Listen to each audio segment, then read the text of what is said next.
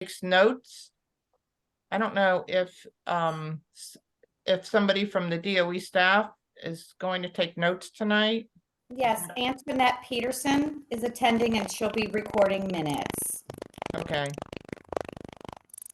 Thanks, Antoinette. Yeah, thank you, Antoinette. Those minutes are often very helpful. Okay, great. So in terms of the agenda, I'm going to add just a quick statement at the end. We have a potentially new member that has sent her paperwork to the office that vets that paperwork. And I think that's it. I think that's the only additional item. So with that, the first item on the agenda is a tour, and the tour that's up right now is for the mattress recycling facility at Turbo Hall. I've sent out a bunch of emails about it. It will be taking place on Thursday, November 30th at 11 a.m. There'll be 5 commissioners that have signed up for it, and I've got 6 people also from the Sierra Club who will be joining us. Kevin Daly, who's the owner of Turbo Hall, will be also providing lunch during the question and answer. It'll probably be about an hour and a half in total. So really looking forward to that. For those of you who are going, please make note of the address. Some of his older websites have the incorrect address. The correct address I've sent you several times, but it's 6201 Robin Wood Road. It's actually in Brooklyn, but the mailing address is Baltimore. So please make a note that that's where the facility is, where you should meet us. Okay, I just want to be sure everybody is clear, doesn't get confused on that day. I've also sent some material out about his mattress recycling facility. And interestingly, I'll talk about it a little bit under the legislative committee, but there's some legislation that's potential related to the mattress facility. Kevin is interested in opening up a facility in Prince George's County. And I think that's something that we may want to consider supporting at some point. We know a little bit more about what they're doing. I think that Department of Environment supports that effort. I think, Marilyn, you had said something about that. That right? Sure, yes, we do. We absolutely support mattress recycling, and or if a facility could be open in Prince George's yes, absolutely. We also, are very supportive of any potential legislation, requiring like an extended producer responsibility to take mattresses back. Right. So absolutely 100%. Okay, great. So I think that down the road a little bit, one of the next steps would be for us to look at what we can do to be supportive and help make, move this along a path. Do they have a potential location for that facility if it was improved? I think where he's looking right now is South County, because I think that's the only viable place where there's any property that makes sense for an industrial type facility. So I'm not sure where exactly he's looking, but one of the things I'd like to do is hook him up with the economic development team in the county and see if they can provide some assistance. But wait a minute, I thought that they were thinking about doing such a mega repurposing facility all around Brown Station somewhere. God, I hope not. Who are you talking about, Barbara, is doing that? I thought it was the county MDE, whatever, to have sort of in the sense of the one-stop address down there, that there would be an economic repurposing thing. Back in the, at least when Leaf Flick zero waste effort. That may have been before they decided to expand the area they're using for fill. No. Well, I hope we're not getting another facility, because this is the dumping grounds for the entire county. C was already on the books then. Okay, I have a question. Marilyn, do you know anything about this? Yeah, so currently we are working on improving our existing convenience center on Brown Station Road. Barbara, I believe what you're referring to is at some point the county, we were exploring and talking about perhaps citing like a what we call a reuse center, and that would be where old gently used, I should say, furniture, some of the things that Right. we would collect on a Precisely. could be diverted for a reuse. So something, just imagine something similar to what Community Forklift and how they operate.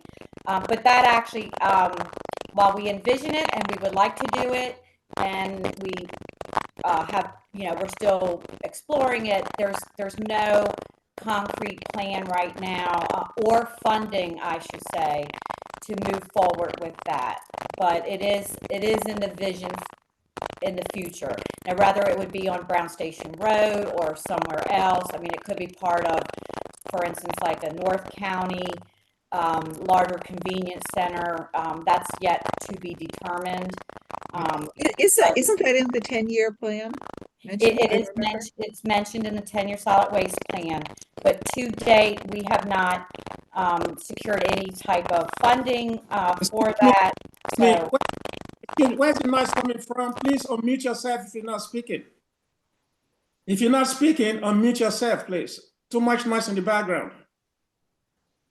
So Marilyn, is it going to be exactly the same verbiage in the upcoming 10-year plan as in the last one, if nothing's been done with it, or? it's likely to be very similar. I can't answer yes or no without actually seeing it, and I don't recall, but it's probably very similar. Okay. Marilyn, you have a lot of, Oh, go ahead, Dave. Marilyn, you have a lot of static. When you're talking, there's a lot of static. Yeah, I'm sorry. I could try to mute, and I don't know if that's going to help or not, but it's perfectly quiet where I am. That's much better, actually. Okay. That helped. I don't know if anybody else is having the problem, but here in Largo, we're having internet problems. We're having cable problems. So I don't know if it's the weather or what's going on. So I may break up as well. Okay, thanks Yeah, for that. it's pretty bad weather here as well. A lot of rain, and I've been having internet problems off and on all day. Much needed rain. Yeah. Nyla, you mentioned something in the chat, which I'm trying to get to now. Yes. Okay. The location for the Turbo Hall mattress tour. I was confused which one it was because it wasn't in the email. So if you could put the address of the tour, that'd be great. And okay. So at Riderwood, we're supposed to be presenting that same time. And so if this kind of relates to the education at our community, so myself, you, Ms. Barbara, Mr. Cola, at Riderwood along that same time. So does that mean like we split it? So if you want to go on the tour, that's fine, but I could go to Riderwood, and anyone else who wants to go to Riderwood can? And I just come on the December 6th time or whatever other time, because if I can't make the mattress facility tour, that's fine. But I didn't want to backlog the presentation at Riderwood. Yeah, apologies. I didn't realize it was the same day and time. I actually just picked the date and I sent stuff out several times to everybody to just confer. I didn't realize that, didn't remember that was the same time. So Nyla, if you're interested, and Mr. Cola and anybody else who won't be there that day, I'd be happy to arrange another time, probably after the holidays, to go back up. And I'm sure Kevin would be happy to host us again. He's very excited about showing the facility. So we can just arrange another time for that. It's pretty much all set right now. Okay. That's fine. Okay, thank you. Thank you. And again, apologies about that. Okay, so Marilyn, let's move on to have an update on Resource Recovery Division, things that are happening and how things are going. Okay, so the updates I have today is that our deliveries of the compost carts have started, and this is for the remaining addresses that haven't, not already received a cart through the previous rollouts. We have like what we call a soft start. So I believe about 8,000 carts have been delivered to date. And again, they just started here recently. So the deliveries will continue through the month of December until that job is completed. And the department is working on a postcard mailer that will be mailed to the businesses in Prince George's County concerning the Bag It Right or the Better Bag Bill. So we're expecting that may hit the mailboxes hopefully within the next week or two, but it is being currently worked on by our communications team and of course the county executive's office communications team. And we're just really hoping that concludes within the next couple of weeks. And then we're going to be working with these food banks in Prince George's County to help provide some of the free reusable bags. We don't have a count yet as to how many of these bags we will be able to order yet. But we are going to be ordering the large Thunder Tote bag that you may be familiar with. It's the same bag that the recycling section's been handing out at special events and at various places over, I would say, the last 10 years we've been handing out this bag. It's a really nice, large size reusable bag. And I think that's our two primary largest updates. And of course, you have the tour upcoming for November 30th. We're happy that you're able to partake in that tour. It's quite an operation, and I think it will really give you a really good perspective as to everything that really goes into accepting and being able to recycle a mattress and box springs. Marilyn, is there a schedule published any place of when these carts are going to roll out in the different neighborhoods? No, as far as what community they're going to be in within a specific week or date, no. But they are out presently working. They will be taking a break, of course, for the Thanksgiving holiday. But anywhere between, they started late last week, between that time and through about we're expecting it should conclude before Christmas. Because of course we wouldn't have them out delivering on Christmas either. So And I would say that's countywide. well, it's for the remaining. It's what we call the last rollout. So I believe there's about 70, maybe 1,000 carts that are going out, and that will conclude the final phase of delivering the compost carts. So that means 110,000 have already gone out. Is that right? Yeah, we have about, because I got to exclude the participating municipalities. I think in total it's around 160,000. I could be off a few. That's a total. Yes. Okay, But so there's 90,000 distributed to start with. Yes. Right. Yes. Yeah. Okay. About. Mm-hmm. Yeah, about. Yeah, because I don't have the exact number in front of me. Yeah. Okay. Marilyn, for the mail outs to the card mail out on the Better Bag Bill, who is that going to? The business owner, the property owner, or yes to both, or who knows? Yes, it'll be mailed to the owners of the recorded owner to the business. Okay. Mhm. not the property. Yeah, sometimes, I mean, some businesses have PO boxes. You know, sometimes it's the physical address and sometimes it's not. It could be a Right. business owner that, you know, owns a particular business in the county and but their mailing address might be outside of the county, but it will be Right. going to the owners, the registered owner of the business. Okay. Thank you. And then I should say, you know, because Sierra Club's been a great partner with us. We're going to also be printing extra of these postcards to give to the Sierra Club for their volunteers to help disseminate on some of their what we call, you know, boots on the ground when they go out after January or even before January to help educate and inform the businesses.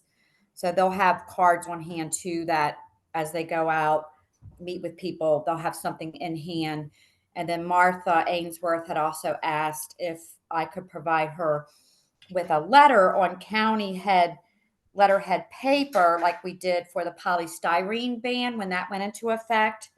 So I am working on that. And we'll get approval, of course, for this letter to be printed on the county letterhead so that she can have that in hand as well.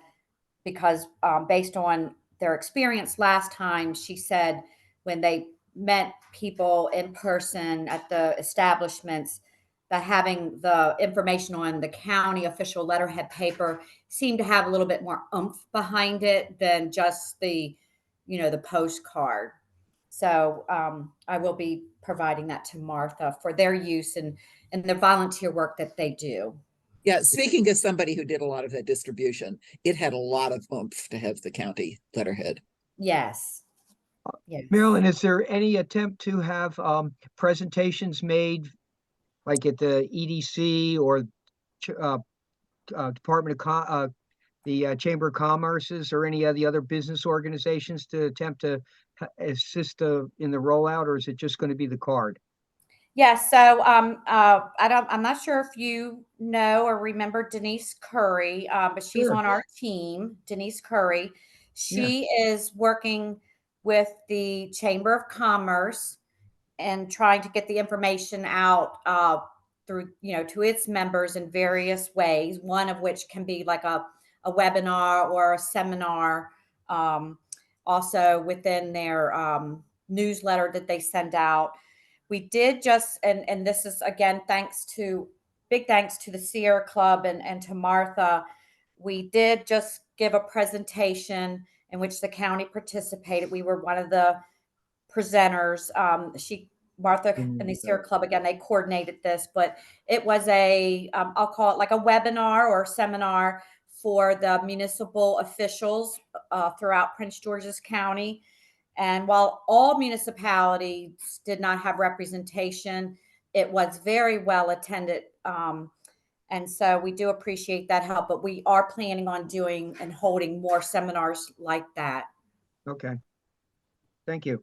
You're welcome. And Marilyn, Oh, I was just going to ask, what about residents? Is there a plan for any kind of outreach with the residents with the? Yes. So the county has done quite a bit of outreach already to the general public, including, you know, the residents. And that's part, in fact, what I can do is the presentation that we gave, we do have a slide in there that Linda Lowe from our department's communications team developed that lists all the various ways and what we already have done and some of the plans moving forward. What I could do is I can try to, I don't know if I can get it posted online like Kevin typically does into your folder, but Nancy, I don't see any reason why I couldn't like maybe email that presentation to you that you could share with the group. Yeah, that'd be great. I can put that on my to-do list. Okay, thank you. great. Uh-huh. You're welcome. So Marilyn, I wanted to also ask you about, I'm really aware of the EPA funding that's going on right now, especially in terms of the funds available to develop climate action plans, funds on reuse and recycling. Wondered if the department has been either has or plans to submit for any of those. Yeah, so we have submitted at least, oh gosh, I think 3. One we were successful with, and that one we talked about before. That was with working with the Prince George County Public Schools to roll out the pilot for the food scrap diversion and the cafeterias. That one we were successful, and that was, while it was a small amount, it was very much appreciated. I believe the total was $50,000, which we're buying the carts and education outreach materials. And if we can squeeze out and get payment for some buses, they would like to have field trip, the transportation for some of the students to be able to go over to the compost facility. We had another grant that was a larger ask that would have tied into informing the public on, recycling, waste diversion, while also reducing what we call the contamination rate within the recycling program. And we were not awarded successfully. We did get notice about a week ago that we're not one of the awardees on that. And I believe Kevin has one other grant that we made application for. I can't remember the amount, but I believe that one is still pending. We have not received word back yet. But that could have been a joint one that we did with another division that related back to like climate change. So I would have to get some more information from Kevin on that. Okay, that would be great. Yeah, and I know there's one. I have heard that there's another opportunity coming up this spring that will be tied into infrastructure and or clean air, for instance. That one I have not seen any information on yet, but we are keeping our eye open on it for it. I mean, and again, I heard it was going to be released sometime in the spring, but yeah, we're keeping an eye on it. Okay, great. Yeah, there's a lot of funding happening. I have a couple of questions on what Marilyn said also. Okay, Barbara, go ahead. Okay.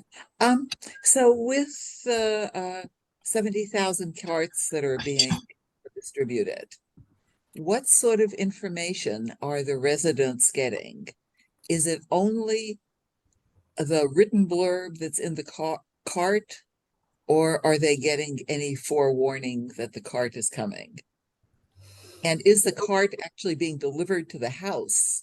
Or like in West Laurel, they just dumped them in the middle of long blocks and people had to know to walk from the end of their block for their house down to the middle to pick up the cart. Are they doing, so how's that being done now?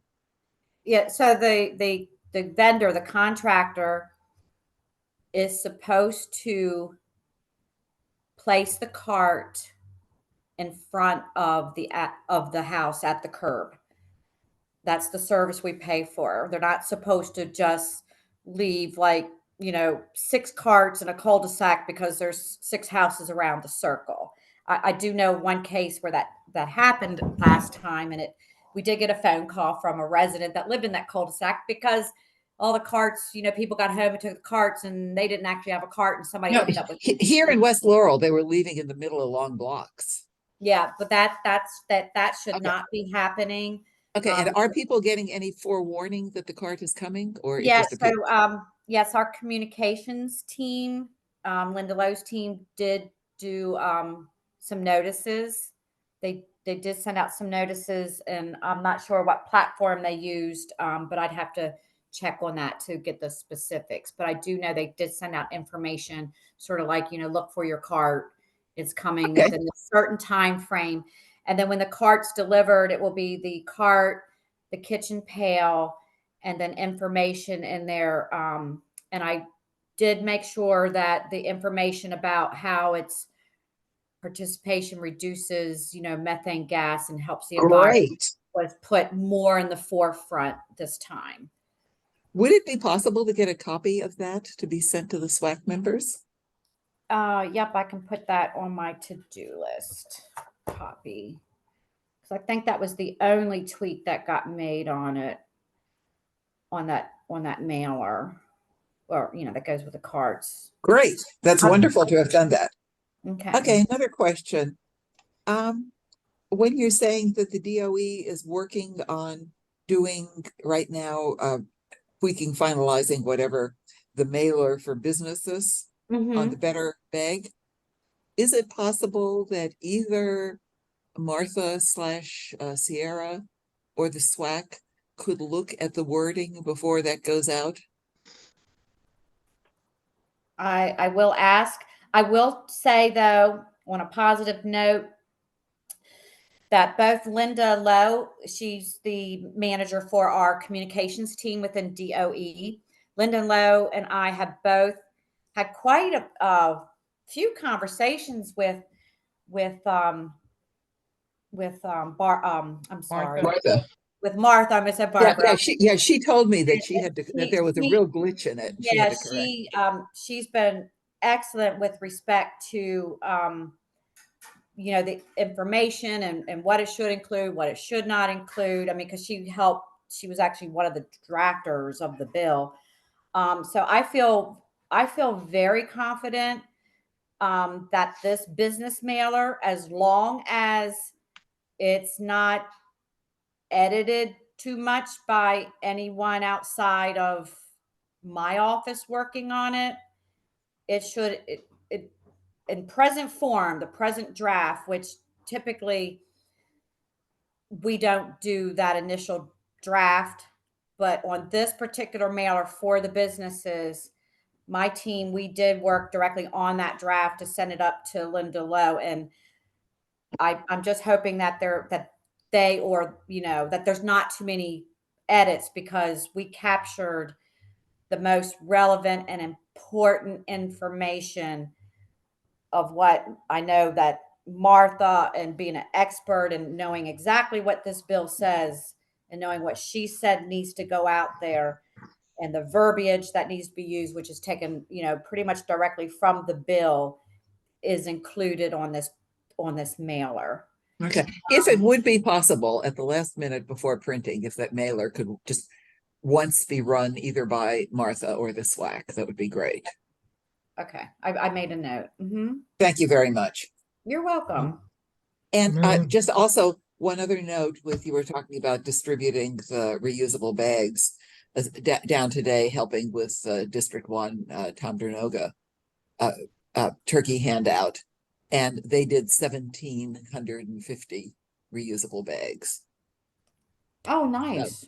So everybody who got something got 2 bags, one with the turkey in it and one with all the canned and boxed fixings.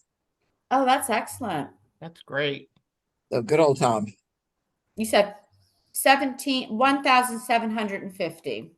That's what Michelle Garcia said. That's very nice. Thank you. We stuffed a whole lot, but I don't think 1,750. I think they did a bunch on Saturday too, and I wasn't there. So now I will share something. And this is something that Martha shared with me.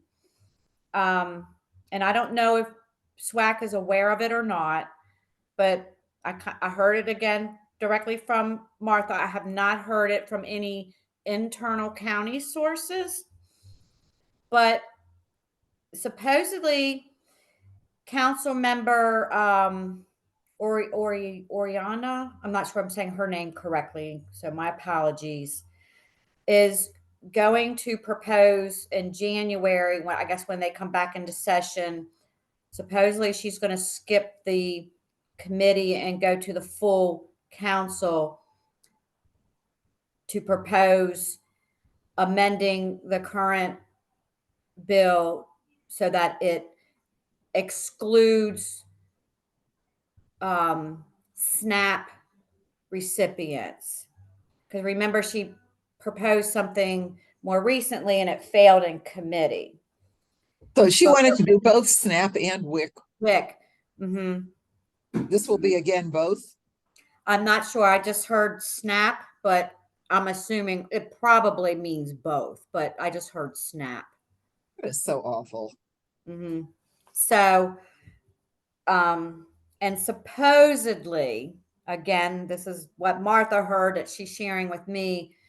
The council member said within the full council, she has enough votes to get it passed. So that might be an area when and if it becomes public, that's what she's introducing a bill. SWAC, you know, like you did before, might want to weigh in and have, you know, comments for that. Okay, I have a question for Marilyn. Mm-hmm. go ahead, Dave. Yeah, going back to the toters and the rollout, the ones that have been already given to residents or to homeowners, do you have any idea how successful it is in terms of people now participating in the composting program?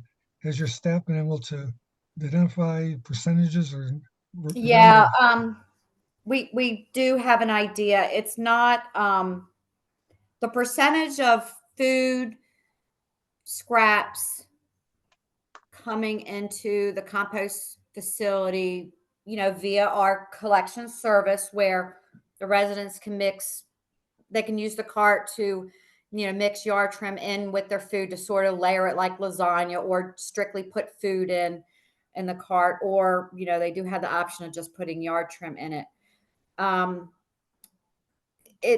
It's not as good of a rate that I would like it to be, or that I would have expected.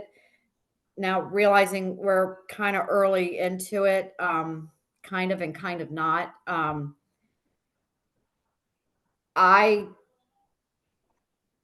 While the percentage has grown, I personally and professionally, being in the industry, I'm just going to say it. It to me, it's kind of dismal. So what percent is it about?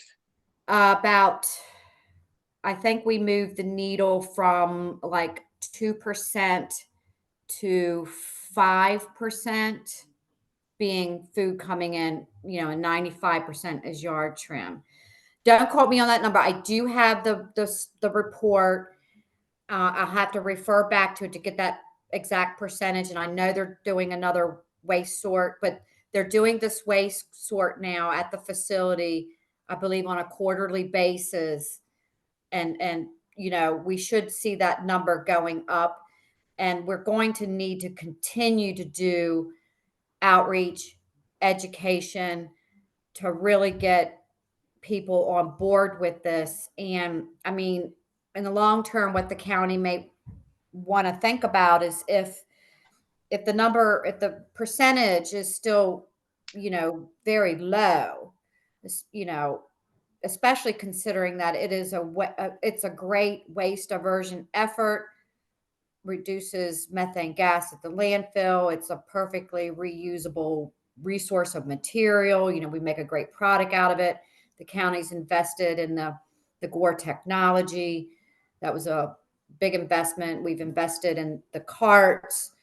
I mean, down the road, if we don't see that percentage, you know, growing and growing and growing, I mean, it's something that the county might want to consider, you know, somehow making it maybe mandatory. I don't know. It's just right now the number's not certainly anywhere near where I would like it to be. Laurel City is making it mandatory, I believe, by, is it 2025 or 2030? Mm-hmm. Marilyn, Marilyn? do you know what I've been trying to, Dave, and we'll talk about this in our committee. Dave will talk about it in our committee report. Dave and I went down and spent half a day down there talking to Steve Birchfield and to Andy, who's the operations person, and it was really interesting. But I've been really curious, and I haven't actually been able to find a number. Do you have a sense of what, you know, in programs that have been longer developed, understanding we're just at the beginning of this, really, what is a good percentage? Do you know what that is? No, not offhand. Not offhand, Nancy. Okay. I'm just curious, like, what is, like, what are we shooting for? But I guess maybe that's just, better, but, be good to know roughly what municipalities could expect. I mean, we do know, for instance, the amount of food waste coming into the landfill based on, our residential routes, because we did a waste sort at the landfill, which, the compostable category had the highest percentage of what's coming into the landfill. So, again, I don't remember numbers well, so please don't write these numbers down. But if I recall correctly, which I probably don't, but let's just say out of the residential collection routes on the trash routes, 25% of what's in the collection truck is food or food soiled paper. If so, then we look at what's coming into the compost facility. And if, 90, when we rolled out all these carts, now granted, right now only a little over half of the residents have the carts because we're doing this next big rollout right now. But I would certainly expect way better than 95% of what's coming in on the residential collection route being yard trim and only 5 or less percent being food. I would expect that number for the food scraps to jump up to, I would be happy to see eventually if it jumped up to, let's say, 20%. But that's an analysis that we can perform based on the numbers that we have for the sort at the landfill, and then versus, taking a look and analyzing our numbers, our tonnages coming into the compost facility.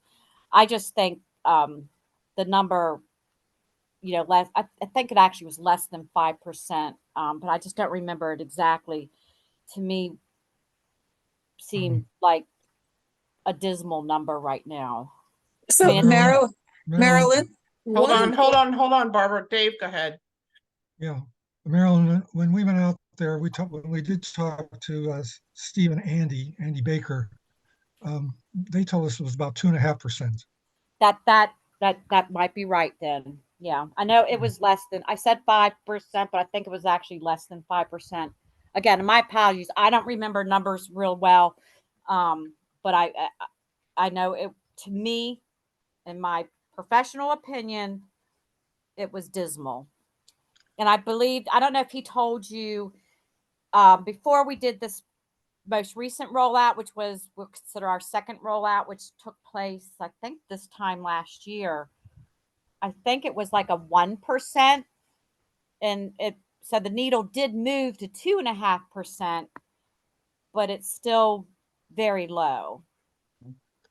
Marilyn, do you think it might make some sense to have staff or somebody go out, talk to homeowners or the people who have the toters now, to see if they really kind of understand what they should be doing, if they really understand the program, maybe find out the percentage of people that are actually participating? It seems to me like we don't have really a lot of information. We're kind of like just shooting in the dark here right now. And I know that's a big job, getting those toters out and getting the information out. But it seems like that might help if we had a better idea of what's really going on out there.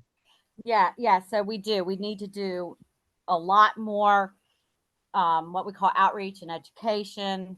We're going to host more webinars, seminars, but we do have a long way to go, to get people to participate and actually use the carts and what I'm going to call the system for what it's intended to do. Is to divert those food scraps. Don't put it in your trash can, but, it goes into the compost cart. Well, Marilyn, wouldn't it make sense too? I mean, they've got some information now. We're hoping they'll follow through and do it. But wouldn't it make sense to have staff out there maybe doing some kind of a survey, finding out how much people really know. Because I think composting is not an easy thing to do. It's much harder than recycling. And so I think we have to understand just what they know, what they don't know, what assumptions they're making. It seems to me like we need to have staff out there maybe kind of taking the pulse of what's going on out there. No, I agree with you. So that's kind of a good segue. Barbara, go ahead. Okay, because I think it's real important to try to get some read of the fraction of residences that are participating in it, in the program, and not simply the percentage of waste versus of food waste versus yard waste. Like, we throw all our food waste in compost. We also throw all our yard waste in compost. Living on a small farm, we have a lot. So I bet we're at least 95% yard waste and 5% food waste. And it's not for lack of putting food waste in, it's for having a lot of yard waste. So I think it's really, and I also want to say that talking with people in West Laurel, which I always think is one of the more educated enclaves in the county about environmental things, a very large fraction have no clue. They have read the county literature on how to compost, but why to compost? They see no reason in it. And when you explain to them of methane and global warming and all of that, oh, okay, now I understand. Right. But that they got, and it was in small print in a couple of the county mailings, but it was very, very, very little information on it initially, the people who got the initial cards. So the people have no reason.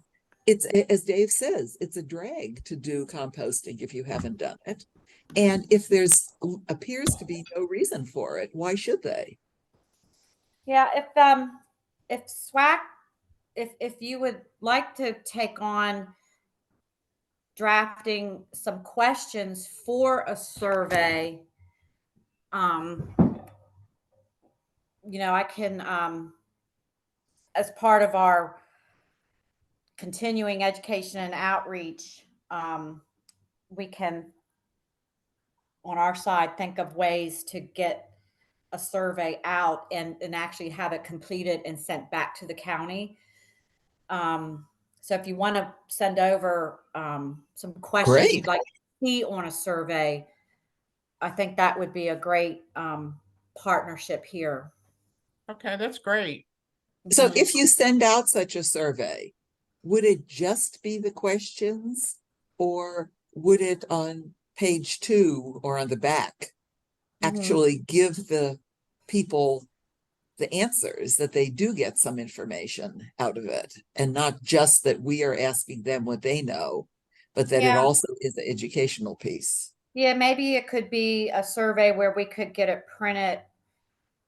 Like it would be, I'm thinking like maybe like it would have a perforation so they can complete their survey. And then, you could tear the informational piece off and retain it. And that would be the piece about, why it's so important. So they can keep that part, but we would get their survey back. Great. So I'm going to recommend that our Outreach and Education Committee take the lead on this. Super. That's great. Yeah, because I know it's early in our rollout, but I just think the percentage was kind of dismal. So Marilyn, I think that's a good segue to I have just a couple quick questions, and we can move on to the next agenda item. Is the budget. Are there dedicated funds or projects for, the compost program, for the Better Bag Bill? I mean, how does that work within the department? And are there plans? I mean, I know budget issues are always tight, but are there plans, as you guys are in preparation now, probably for submitting, you're probably close to the end, I guess, of the budget for next year. So that's kind of two questions. Yeah, so our budget, of course, for this fiscal year was already determined and approved. And so within our sort of like our outreach budget, which includes advertisements, direct mailers, any type of printed materials that we need, which like our inspectors use our brochures, like for instance for recycling, they're always handing that one out, what can be recycled, what can't, etc.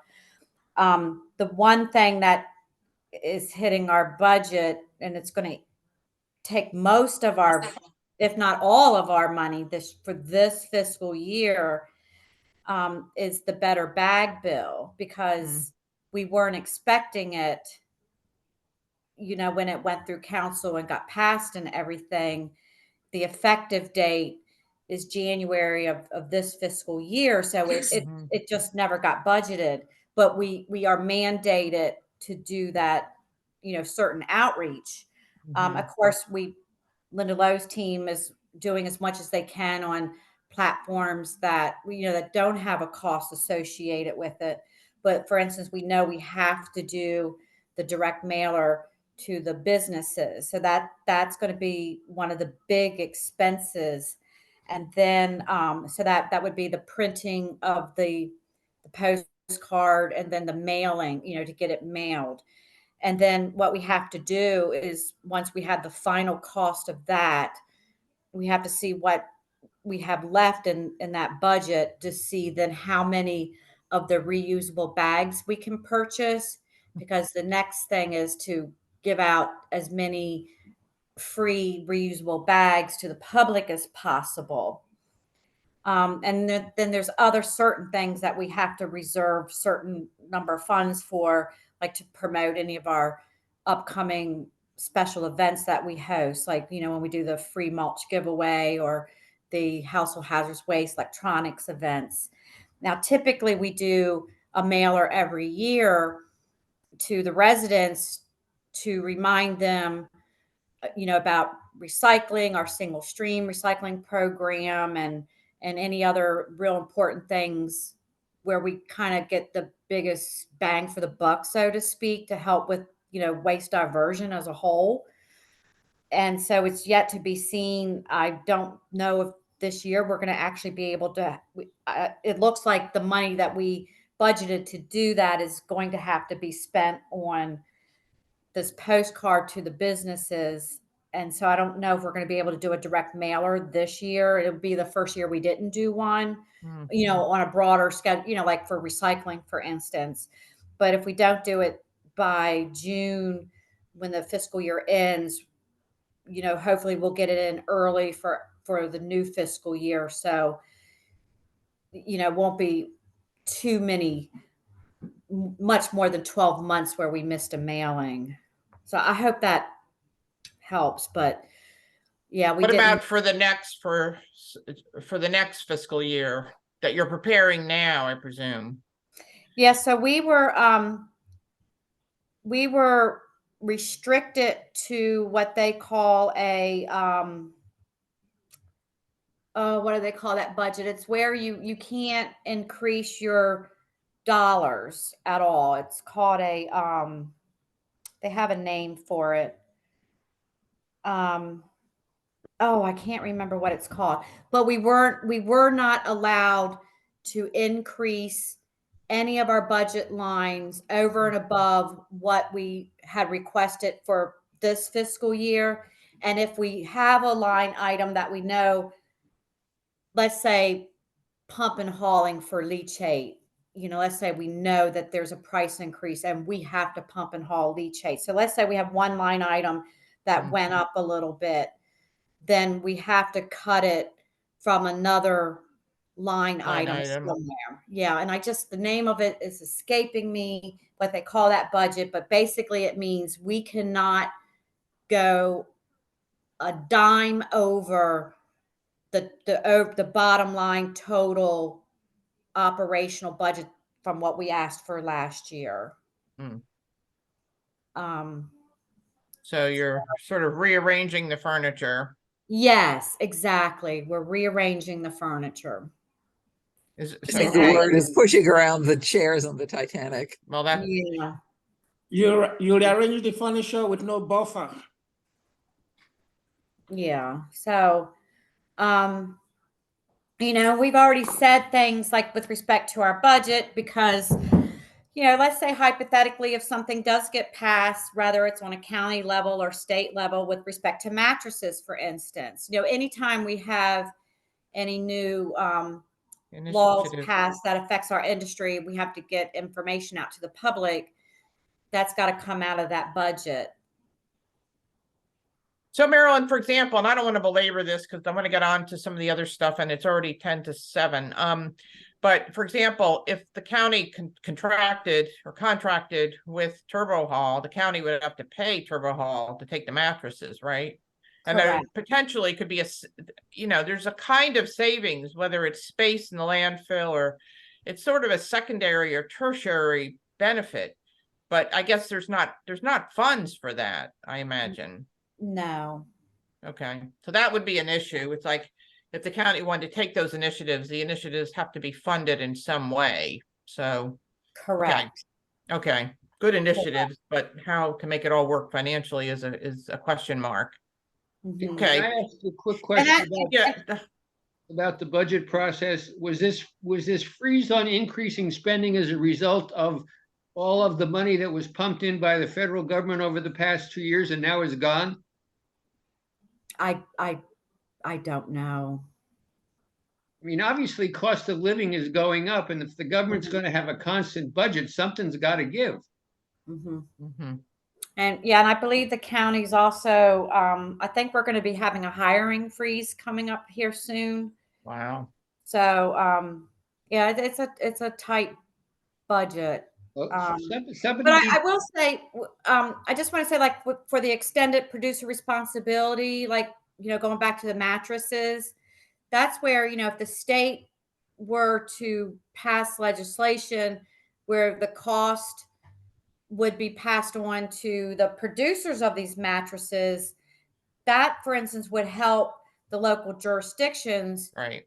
pay for the collection and the program to have the mattresses recycled. And that's why those EPR laws are so important, because it's also a funding mechanism. Mm-hmm. Right. Okay, that's a great point, an important point. Yeah, thanks so much, Marilyn. Thanks for You're entertaining welcome. all of our multitude of You're questions. I really appreciate it. It's very, very helpful. Okay, so let's move on. We're going to just do some updates. Dave, the Greenhouse Gas Committee probably been active, busy. Do you want to give an update on things? Yeah, I can be pretty brief. I think there's several things which we're been looking at, some concerns. I think one that we'd like to find out again a little bit Dave, more we about. can barely hear you. Okay, can you hear me now? Can you put your camera so we can see your whole? There you go. A little more. There. Wanted to ask if there's a way to get a better sense of what's happening with the pipeline, which is going to from the county landfill to the originally to the correction facility, and it appears that it's still in process. We don't quite understand why it's taken so long. Also wonder about, there's some discussion about doing this, finding a suitable use for methane and doing a study there. And will that slow down fixing this line, because maybe someone will come up with another alternative use? But has the county thought of, let's just get this pipe fixed and then we can talk about other suitable uses afterward? I think that's one question that we have. We also would like to understand a little better about the when we were at the organics composting facility. There apparently is a problem with plastic contamination. And while it said, I think they were saying was maybe the contamination out there is about 1%. If you're still talking about even half of that is plastic, that's a lot of plastic because plastic is pretty light. So I guess the question we have here also is about potential contamination, especially plastic contamination, and what we can do there. When we were out there, it looks like there's again, like, just because maybe it's again a staffing thing or lack of a budget, but I think Steve was saying that they are trying to pull a lot of that out by hand, and they're looking to try to maybe get some other equipment there, but it looks like it's kind of overwhelming, and I think maybe we see some plastic going into what's compost and what's being sold as a product for your you know your yard or whatever, and we certainly don't want to have plastic in there. So I guess that's one of the things we've talked about at our committee meeting, and it's a concern we have. So What about I'm trying to think of anything else right now. the study, Russ Dickerson? Oh yeah. Russ Dickerson, who we know and has been working, I think, to get a study going to look at methane emissions at Brown Station. It looks like there's a discussion between DOE and I think NIST and the University of Maryland, and that seems to like that's been kind of an ongoing thing that is we kind of wonder where it's at and when we're going to actually get that study going. So I don't know, Marilyn, if you have more information about that. Well, we're kind of wondering the same thing. I'm just gonna like the balls in their court, so to speak. We've been, and I know Kevin periodically checks with Professor Dickerson. I mean, the last we heard, they needed one more signature on the non-disclosure statement or whatever it was that had to be signed. And the person that needed to sign it on their side was in the hospital or something like that. And but that was well over a month ago. And so we're just waiting to get that back. And I don't know what, or, it's taking this length of time. So, I mean, we're ready to go as soon as they're ready to go. And we've been waiting on them. Is there any way to push that a little bit from your end? I'm sorry? Is there any way to push it from your end? Yeah, we do. I mean, Kevin, he sends every few weeks, he checks in with Professor Dickerson to ask the status. And as far as I know, it's still, they're waiting on that one signature. I think the signature, though, wasn't from University of Maryland. I think it was from NIST. My understanding, there was someone sick at NIST. Yeah. So, but yeah, Kevin will be, I'm sure late next week, he's going to be checking in again. Cause he, like I said, he does regularly check in with the professor. So Dave, the other thing was the possibility of getting some folks together to talk about the issue of plastic contamination. Yeah. Yes. So, Yeah. So what I'll say about that is, so we do, we pretty much have a zero tolerance to contamination at the composting facility. So what MES is doing is on the front end, when they have loads come in, if it's a highly contaminated load, they literally require the person that delivered it, they'll load it back on their truck and they won't accept it. They make them take it back. But let's say a load comes in it looks good, and he does have some staff who will pick, like, if they see something that doesn't belong, it's non-compostable. Let's say they see one of those plastic 5-gallon water jugs that you put on top of a water cooler. They will hand pick that out. But then what happens is during the composting operation is any small plastic or other, non-compostable material that makes it through the system, it ends up being screened out at the end of the process. So hopefully Stephen explained that to you during your tour. The screens that are used, I forgot the size, but it's a really small size screen. So anything that doesn't fit through this very small hole in the screening process goes out as what we call overs. And that's what gets backhauled to the landfill. So at the end of the process, the only thing that's coming out of those screeners during that process is the organic compost material, or what we call the finished product that they put into the curing pile. Nancy, going back to David's question about the pipeline, I know you wrote a letter. Have you received any response to the letter you wrote? No, good question. So I sent the letter, I guess it was the end of the summer, beginning of the fall. I recopied it and resent it to additional players that Director Crooms indicated. I got no response at all. Then last week, I actually, Kevin had sent me a particular address at OCS, Office of Central Services, and I put our new return address and resent the letter. I think I copied everybody, but I resent that and I've heard nothing. So no. But I think what I'm going to do next week is I'm going to just start making phone calls. Did you make copies of that or send copies of that to any of the county council people?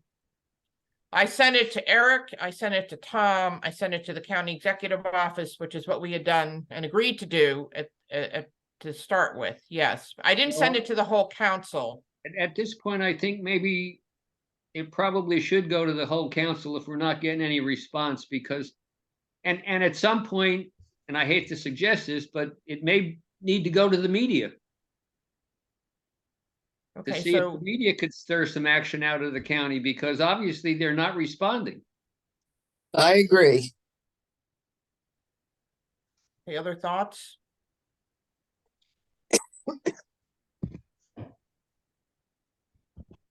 We can spend lots of time doing these kinds of activities, but if you're not getting any response, it's almost like we're wasting our time. Hmm. It's frustrating. Yeah, well, tell me. Yeah, I mean, I can. There are Washington Post reporters who love to have articles dumping on PG. That one could get it in the media, probably. Well, it sounds to me like the next step would be next week, I will call OCS, and I will also call Kenneth, who I thought would be on this call tonight, but he doesn't appear to be here, from the TIEE committee, and talk with him about it. If I still get no response, I will take direction from the group. If the group instructs me, I can send copies of the letter to the council, but I need the group to give me that instruction.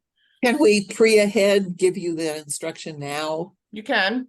Okay, so I'd like to make a motion that we give you that instruction to do it at the earliest time you think you have not heard. This is Chuck, second. Okay, second. Any further discussion? Just to be clear, the motion is to resend after some other efforts I make, but to resend the letter as soon as possible to copy the rest of the county council. That's the motion. Okay. No further discussion. I'll take a vote. Everyone in favor? Yeah. Oh, yes. Okay. Okay. We have it looks like Yes. Mr. Cola, Yes. Jonathan, is he gone? Did he leave? Okay, so we have all the present members have voted yes. Okay, thank you. That has passed, and I will follow up on that. Thank you. Nyla. Barbara, go ahead. Were you gonna? No, Okay. I just said okay. thank you. Okay, sure. Okay, great. Dave, anything else? Just the one thing you mentioned, which is actually, I think, important. We've talked a little bit about trying to put together a group of experts on composting and also maybe plastic problems that other composting organizations are having. And we thought trying to get the Institute for Local Self-Reliance and some other people who have a lot of expertise might make sense to have some type of a meeting like that and just to discuss what's going on, not only here, but across the country. So.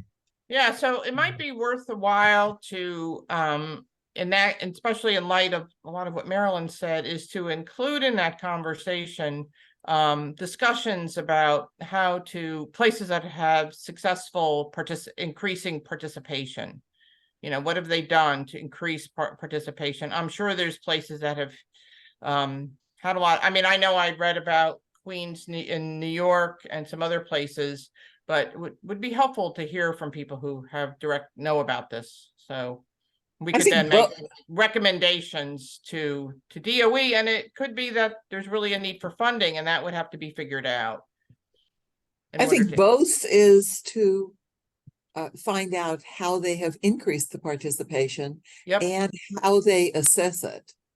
Because yeah, exactly, right. I will argue that doing the percentage of the waste that is food waste is a not good fill-in, because there's so variable and much yard waste. And the food waste really compacts down by weight versus, you know, logs and stuff that go into the yard waste. Right, so Barbara, that's the next, how these guys assess it. Yeah, that's a great point. I think looking at assessment and participation are both really, really important. So yeah, I think that's great. So I don't see any reason not to move forward on that, if there's no objection. I think that would be real good. Okay, Dave. All right. Nyla, you're up. Yeah. Outreach. Jonathan? Oh, Mr. Cola? Oh, no, I have to unmute. Maybe he can be silenced through one of the people. Okay, he did. Okay, perfect. Yes, I had to unmute. Sorry. Okay, so we're going to move forward and present to the seniors at Riderwood Senior Facility in Silver Spring, Maryland on the 30th of November at 10 a.m. in the Lakeside classroom. I did email the liaison, Miss Hannah Spalding, and she talks with the chair, Mr. Ed Garris, and he's part of the ABLE committee. I don't really know the acronym, what it stands for, but I know that he would like for us to present, and the presentation should be about 20 minutes or so. And so he did ask what we needed for the presentation, and so I did email that to him. Some materials we may need, such as, projector. I can bring my computer, which is fine. HDMI cable we're gonna need.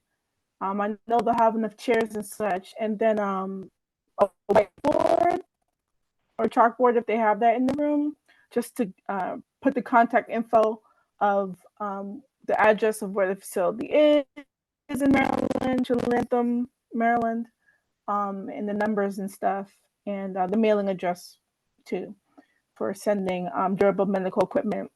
They're really excited about it, and I'm excited too, and should be really fun. And all the commissioners are welcome to come as well, but those of the committee, the Education Outreach Committee, I'd love to have all four of us go, or at least some of us. I don't want to be the only one there. I promise the next one I will be leading the charge. Yes. That's Okay. Nyla, that's fabulous. That's great. That's really great. Yes, thank you. Okay, fabulous. All right. Okay. I don't think we have any other. I will just mention the legislative committee has not been really active, but it's been on my mind, and I'd hopefully the new year we can start looking at some of the potential, just at least getting a handle on some of the legislation, both at the state level and stuff and potential for the county level, especially really looking at the bottle bill, which is looking at the state level, and stuff around the mattress recycling would be really great. So anyway, that's on that. I don't think there's any other committee reports. So I try to get us done before our deadline. The 10-year solid waste plan. I don't know, Marilyn. I've had some back and forth with Tom Dernoga. I have asked him, and he has, I guess, asked, and I've asked your acting director recently, but we would like some kind of red line or markup of the 10 years so that we don't have to figure out 200 pages of changes, so that we can see what the department is recommending for next year. Is there a way that we can get that? So yeah, I know that you had sent an email, I believe, to our acting director, Adriana, and How do you pronounce her last name? Adriana Caldarelli. Caldarelli, okay. Yeah, and we can't, what happens is the council is the body that releases the draft, and we can't release it until they either give us the okay to release it or they release it themselves. So Okay. yeah, so Okay. So then let me ask Tom, then I'll go back to Tom okay. about it. Okay, yeah, just so I know what that process is, so I can, yeah, that's great. Okay, thanks. I'll go back to him about that. You're Okay, welcome. but when the day the council releases it, it's not going to be a red line copy.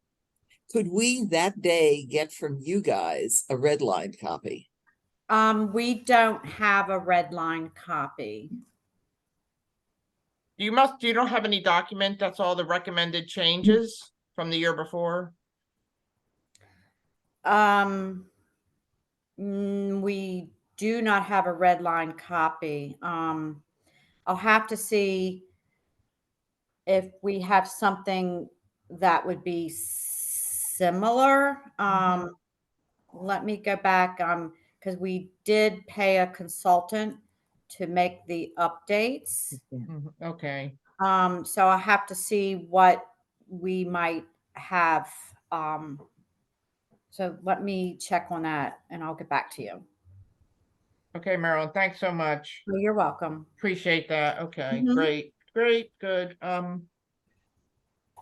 Okay, so just want to mention, Dave had recommended a fabulous possible new commissioner, Dr. Louisa Robles, who was going to see if she could make the call. I guess she wasn't able to tonight, just to sort of see what we're doing and how we operate. She has sent her materials to the county. She has a PhD in some science area. She works for Public Works in Greenbelt. So it'd be great to have a public works person actually on the commission. She's very interested in environmental issues and sustainability. Been around, I think, the Prince George's community a long time doing this work. So I think she'd be a great addition. So the materials have been sent to Miss Brewer, and I'm hoping that by the beginning of the year sometime, they'll have vetted her and figure out if anybody else there's one slot open. But if you have someone else you want to try, we could submit those as well. So just be aware of that. I think maybe. Is she a resident of Greenbelt? Yes. Thank you. Yeah, she was back when the DOE had those monthly And public it's good that she's meeting from under another Adam part of the county. Okay, Yeah, thanks. she was a regular attendee and very well spoken. She seems like a great addition. I do think that one thing we need to consider, and we won't probably deal with this because we're getting into the holidays but the beginning of the year to look at again the legislation for the commission itself, because we really hadn't intended it to be capped at 9, but for there to be, so we could deal with the so we had enough for a quorum. So we may want to look at changing that number and say between 9 and 12 or something like that. So we have a vehicle to bring some new people on. So anyway, just a heads up on that. I just also wanted to announce, I've been involved with the Northeast Regional Recycling Council, which deals with all the sort of Northeast and Mid-Atlantic states. There'll be a webinar on January 9th about climate action plans and durable reuse. I've been involved with them. We've been doing a webinar about every quarter. They've been extremely well attended across the country, and they're very, very interesting and pertain to a lot of the things that the Resource Recovery Division is responsible for. And our focus has been a lot on durable goods. So I encourage you, it's January 9th. I think it's at 1:30. And I'll send out more information as we get closer to the date. So, okay, so that's it. Any announcements? I did have one point on the plastic contamination. That would, I mean, that stuff's getting there through the haulers. So hopefully when contracts are being renegotiated with the haulers, there's additional penalties implied in there as to accepting contaminated material when they pick it up. They shouldn't be doing it. You know, they're supposed to put on the stickers and stuff, but it might be that, you know, to bump up a little bit the penalties for them picking up stuff that we don't have to pull it out when it gets to where it's supposed to go. You know, those guys are the ones who see it, and they should be putting a sticker on it and not picking it up rather than having somebody at the compost facility having to deal with it. I'll tell you from Dave and I being at the facility, I think the staff are struggling to have enough for there to be enough staffing to be pulling that material out of the waste stream. They're doing a great job. There's no question. The facility Bill is suggesting that Bates and them do it. Yeah, that's where it's supposed to be. They're the ones picking the stuff up and bringing it there. If they don't bring it there, they're not going to have to worry about staffing to pull it out of the stream because it won't be in the stream. So now part of that is the homeowners putting the stuff out in plastic bags and that, but then, just leave it there. Of course, what that's going to result in is those homeowners saying, screw the compost, route. I'll just put the stuff in my main trash where I can put it in a plastic bag and not worry about it. But, it's a trade-off. But certainly the hauler shouldn't be, facilitating the problem by bringing that stuff there for somebody else to deal with. It's the first line. They should be, taking care of it there. I know that the haulers not objecting is a real problem. Our neighbor puts always out his recycle in plastic bags. And I always say, you can't do that. And he says, but they pick it up and have never objected. Why shouldn't I put it out that way? If Bates would once put a bright orange sticker saying cannot pick up in plastic bag, but I completely lose because Bates keeps picking it up and never objects. Marilyn, I'm sure, what's your take on this? Yeah, so at the composting facility, and I am going to speak with Stephen to see what all he talked about with respect to the plastic contamination, because the contamination at the composting facility is actually very low. About 50% of our customers are commercial customers, so it's not all just coming in from the curbside collection. But with respect to the haulers, when they see plastic bags being used for yard trim or for recycling, Right. yes, by contract, they are supposed to be tagging that bag and they're not supposed to be collecting it. And they are to use the stickers that the county provides to them that then will alert the resident why the bag was left behind. When I've asked our Bates. I know, they yep. put stickers. So we continue to, when we find out that, if they made a collection, and it was in plastic, there is a fine for that. It does get applied, and we continue to work with the haulers on that. And, and we do sometimes receive complaints from people that, they see that sort of thing actually taking place and the hauler's not tagging it. So, it's just an ongoing issue, I'll call it, that we're contending with the haulers to make sure that they're doing what they're supposed to be doing, and also that the resident is doing or not doing what they're supposed to be doing or not doing. So the Whether provision, it's going to the compost facility or to the recycling facility. so you feel that the provisions in the contract are sufficient to allow the Department of Environment to properly deal with the contractors on it? It's not like they need to be strengthened and or additional teeth put in it. Yeah, I do know some of the fines for under the new contract have been increased. Okay, that's what I'm saying. So that gave it a little bit more, teeth in it. And like, for instance, a year ago, we did have issues with a particular hauler, and they were put on notice. They were issued a warning. They were issued a cure notice, and eventually that hauler their contract was terminated with the county, and they're no longer a hauler in Prince George's County, nor were they allowed to bid on the new contract. Okay. So would it be possible that the SWAC members could volunteer time services to be down, say, at the composting or recycle facility and look as the loads come in to see for plastic bags? So, like, sort of help with one of our waste sorts? Yeah, well, yes, and actually Sort of. Steve mentioned that he would love to have the SWAC members come help with the waste composition sort. So we'd like to know when that is going to happen. If anybody would like to go sort waste. No, but I'm not. Wait a minute. What I'm suggesting is something I think that would be No, great. to Barbara, do. you're suggesting that when the trucks come in, you're going to pull plastic bags out of. No, I'm not going to pull plastic bags. I'm going to look if there are a lot of plastic bags in the trucks, and my bet is the ones from Bates will have a lot of plastic bags in because they pick them up here.